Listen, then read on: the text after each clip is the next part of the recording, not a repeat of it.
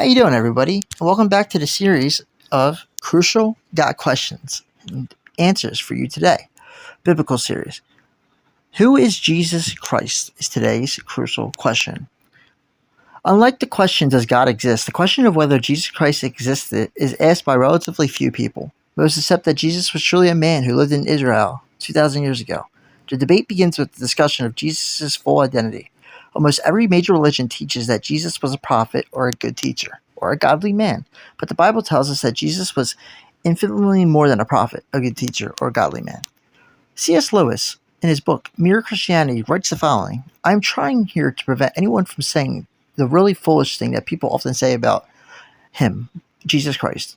I'm ready to accept Jesus as a great moral teacher, but I don't accept his claim to be God. That is one thing we must not say. A man who was merely a man and said this sort of things, Jesus said, would not be a great moral teacher. He would either be a lunatic on a level with a man who says he is a poached egg, or else he would be the devil of hell. You must make your choice. Either this man was and is the Son of God, or else a madman or something worse. You can shut him up for a fool, you can spit at him and kill him as a demon, or you can fall at his feet and call him Lord and God. But let us not come up with any patronizing nonsense about him being a great human teacher. He has not left that option open to us. He did not intend to. And this was according to Macmillan, 1952, page 55 through 56. So who did Jesus claim to be? Who does the Bible say he is? First, he is God in the flesh. Jesus said in John chapter 10, verse 30, I and the Father are one. At first glance, this might not seem to be a claim to be God. However, look at the Jews' reaction to his statement. They tried to stone him for blasphemy. Because you, a mere man, claim to be God, they said. John chapter 10, verse 33. The Jews understood Jesus' statement as a claim to be God. In the following verses, Jesus never corrects the Jews or attempts to clarify his statement. He never says, I did not claim to be God. When Jesus said, I and the Father are one, John chapter 10, verse 30, he truly was claiming equality with God. In John chapter 8, verses 58, Jesus claims preexistence, an attribute of God. Verily, truly, I tell you, Jesus answered, before Abraham was born, I am. In response to this statement, the Jews again took up stones to stone him. John chapter 8, verse 39. In claiming preexistence, Jesus applied a name for God to himself, I am. See Exodus chapter 3, verse 14. The Jews rejected Jesus' identity as God incarnate, but they understood exactly what he was saying.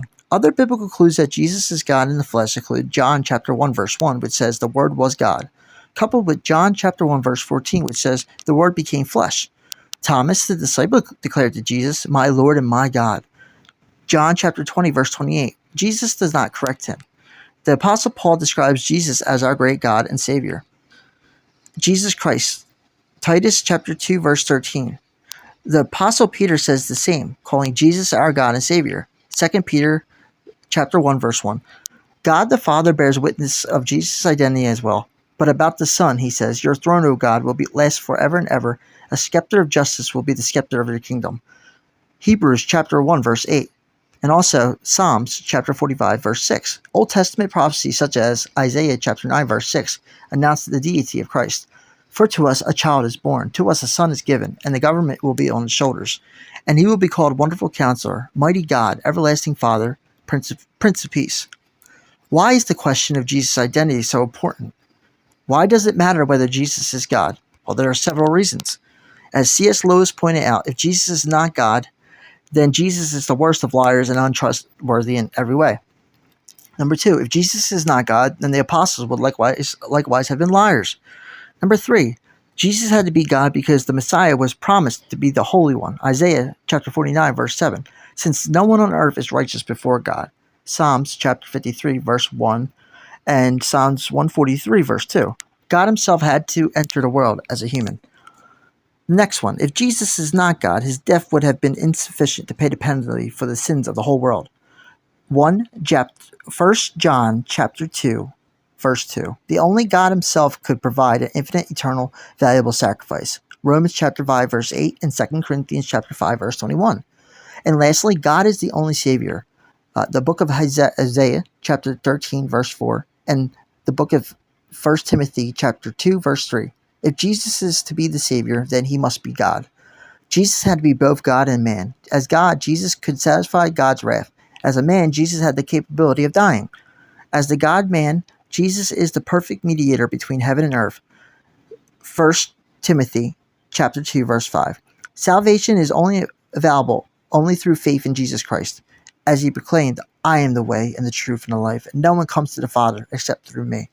The Gospel of John, chapter 14, verse 6. All copyright goes to Got Questions, Your Questions, BiblicalAnswers.com. God bless and thank you. Please subscribe, like, share, so that others may hear the good news of the gospel. Thanks.